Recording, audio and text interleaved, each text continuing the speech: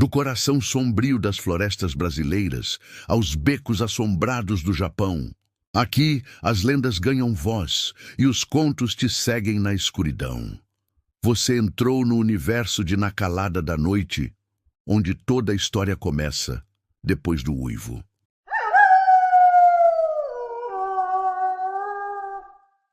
Meu nome é Érica, e se estou aqui contando isso é porque sobrevivi. Não ilesa, não intacta, mas viva. E viver, nesse caso, é uma sentença. Tudo começou muito antes de eu entender o que era inveja. Muito antes de eu suspeitar que alguém pudesse sorrir enquanto afiava lentamente a lâmina que cortaria minha vida. Lívia e eu estudávamos juntas desde o primário. Ela era o tipo de criança que fazia questão de estar sempre ao meu lado. Se eu ganhava uma medalha na escola, ela batia palmas. Se eu ganhava uma boneca nova, ela dizia: "Ai, que linda, Érica, igualzinha a você." Mas no fundo dos olhos dela, havia algo que eu só fui perceber muito depois, uma névoa escura, um olhar de fome. Na adolescência, as coisas começaram a se acirrar. Eu nunca fui de me exibir, mas gostava de cuidar de mim. E sem querer, chamava atenção. Os meninos me procuravam, elogiavam meu sorriso, minha pele, minha voz. Lívia fingia não ligar. Dizia que os garotos eram idiotas, que não entendiam de verdade o que era beleza. Mas uma vez, eu a vi no banheiro da escola, olhando fixamente para o espelho. Ela passava as mãos no rosto com raiva, como se quisesse arrancar a própria pele. Repetia: "Ela não é melhor do que eu. Ela não é melhor do que eu." Depois disso, ela desapareceu da escola. Disse que a família ia se mudar para outra cidade. E durante mais de 10 anos, eu nunca mais ouvi falar dela. Até o dia em que recebi uma solicitação no Instagram. Lívia Santiago, a mesma, agora com um perfil impecável, cheio de fotos bonitas, paisagens, maquiagens caras. Ela parecia ter prosperado. Me mandou uma mensagem calorosa, dizendo que queria me reencontrar. Tola, aceitei. Nos encontramos num café elegante no centro de São Paulo. Ela estava diferente, mais bonita do que antes, mas de um jeito estranho, como se cada detalhe de seu rosto tivesse sido calculado. Havia algo frio em seus olhos, por mais que seu sorriso fosse largo. Conversamos por horas. Ela perguntou tudo sobre minha vida, meu marido, meu trabalho como designer, minha casa, minha nova clínica de estética. Era como se ela anotasse mentalmente cada vitória minha. Naquela noite, tive um pesadelo. Sonhei que alguém estava me observando pelo espelho. Mas não era eu, era ela. E seus olhos brilhavam com ódio. A partir daí, tudo começou a dar errado. Primeiro, meu marido começou a agir estranho, distante. Começamos a brigar por coisas pequenas. Ele passou a sair sem avisar.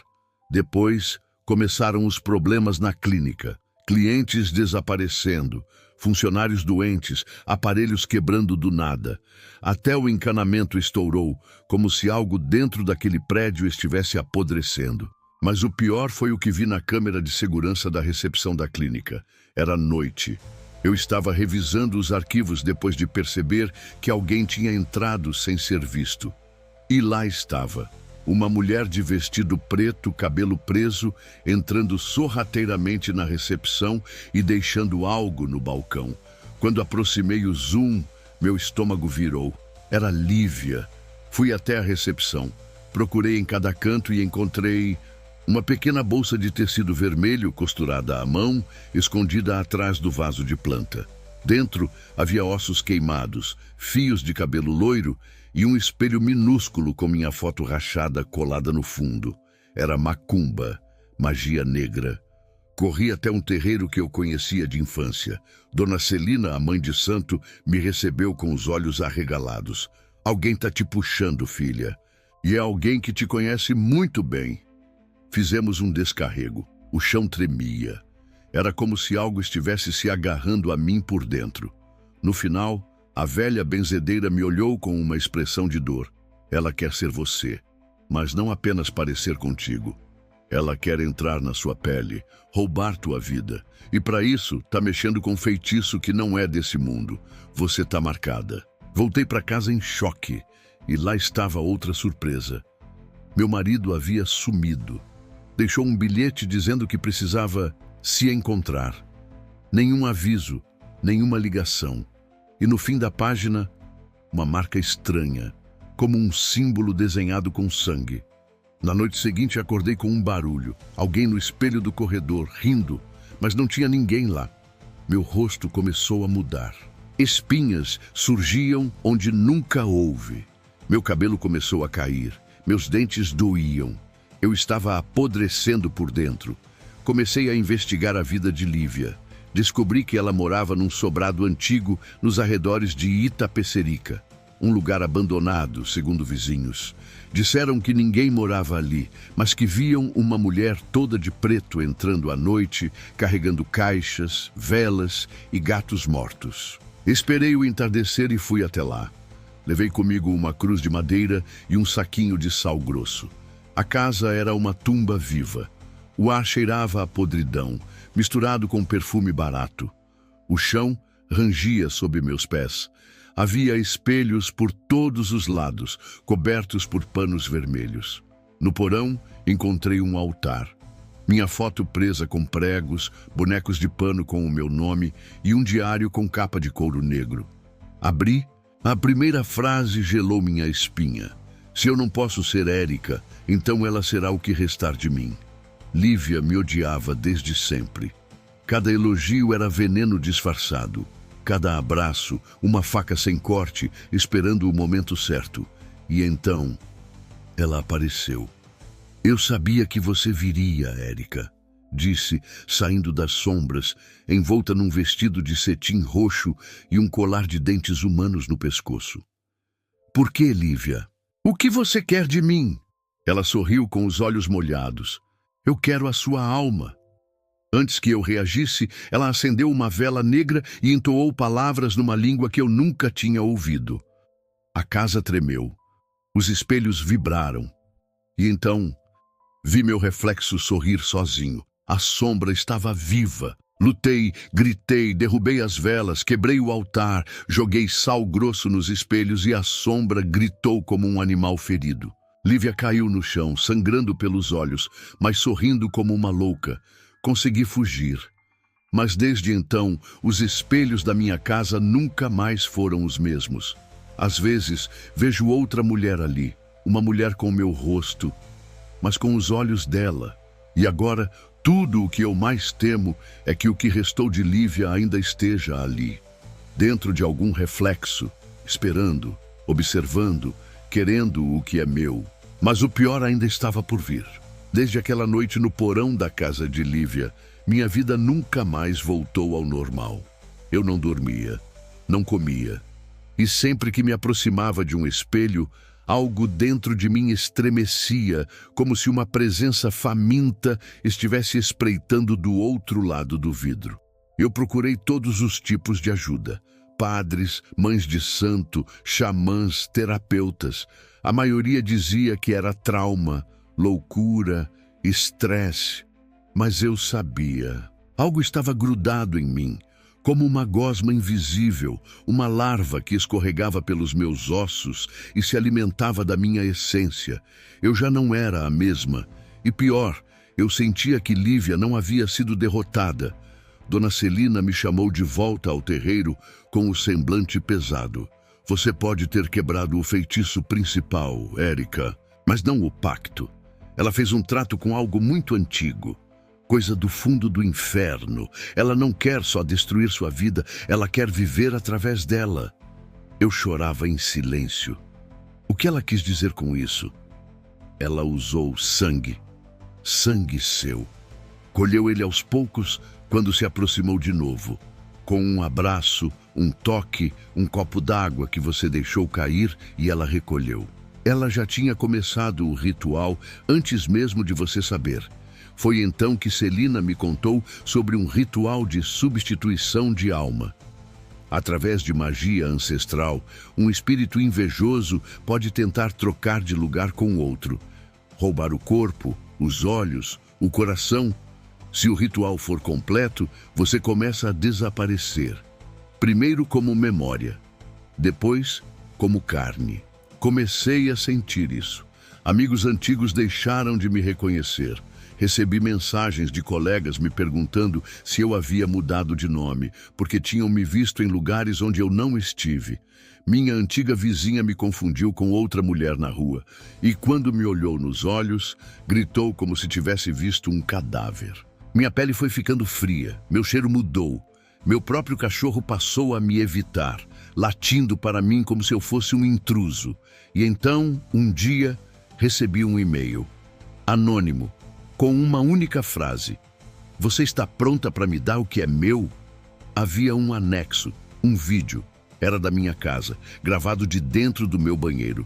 Eu aparecia de costas, parada, olhando para o espelho por quase 1 hora, sem piscar, sem me mover. Mas eu não lembrava de ter feito isso. Em certo momento, eu me virava lentamente para a câmera e sorri.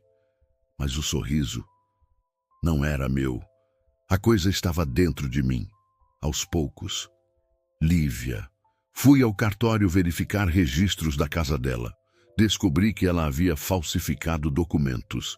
Tinha aberto contas bancárias no meu nome, registrado empresas, feito cadastros com meus dados. Ela estava construindo uma versão alternativa de mim, e nos bastidores da burocracia já era quase impossível provar que eu era quem dizia ser. No mundo físico, ela me desmontava. No mundo espiritual, me substituía.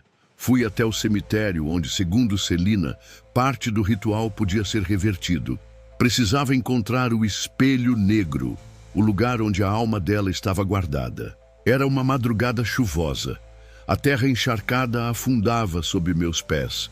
Entrei entre os túmulos antigos, guiada por uma vela preta que tremulava sem vento, e então encontrei o túmulo. Não havia nome. Apenas o símbolo que aparecera no bilhete que meu marido deixara. Um círculo com uma serpente mordendo a própria cauda.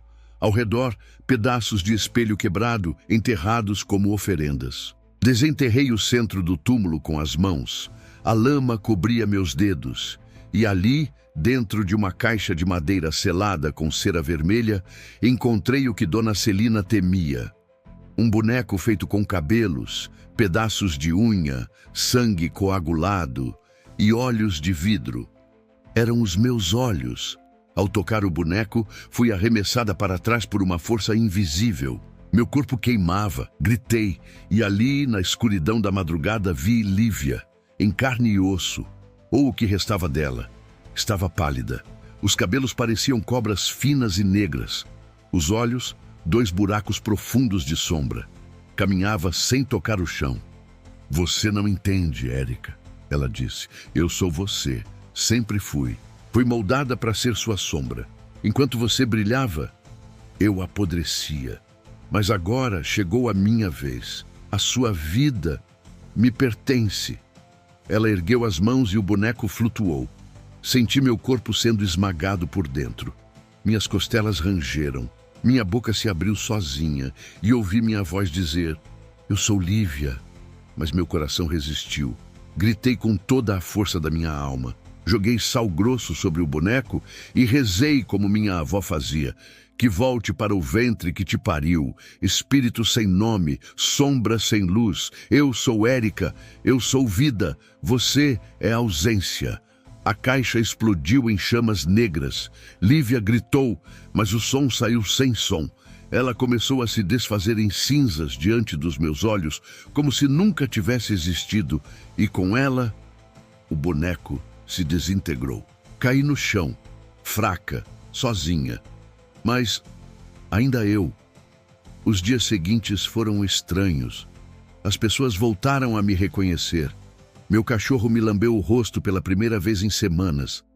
Recebi uma carta do meu marido, pedindo perdão, dizendo que sentia ter sido enfeitiçado, como se uma névoa o controlasse. Ele dizia lembrar de sonhos com uma mulher que o chamava do espelho. Mas mesmo depois da vitória, algo ficou. Às vezes, sinto que ela não se foi totalmente. Outro dia, abri o armário e encontrei, em meio às minhas roupas, o colar de dentes que Lívia usava e uma mensagem escrita no espelho com batom vermelho. Você pode ter vencido, mas eu estou em você agora. E agora, todas as noites antes de dormir, eu cubro cada espelho da casa, porque sei que se eu olhar por muito tempo, posso ver aquele sorriso, o dela, dentro de mim. E talvez, só talvez, um dia eu responda de volta. Se você chegou até aqui, é porque a escuridão te abraçou. Obrigado por ouvir mais uma história na calada da noite. Se gostou, deixe seu like, se inscreva no canal e ative o sino para não perder o próximo sussurro das sombras. E se você tem um relato, uma lenda ou uma história assustadora para contar, envie para a gente. Quem sabe ela não seja a próxima a ecoar por aqui. Nos vemos no próximo Uivo.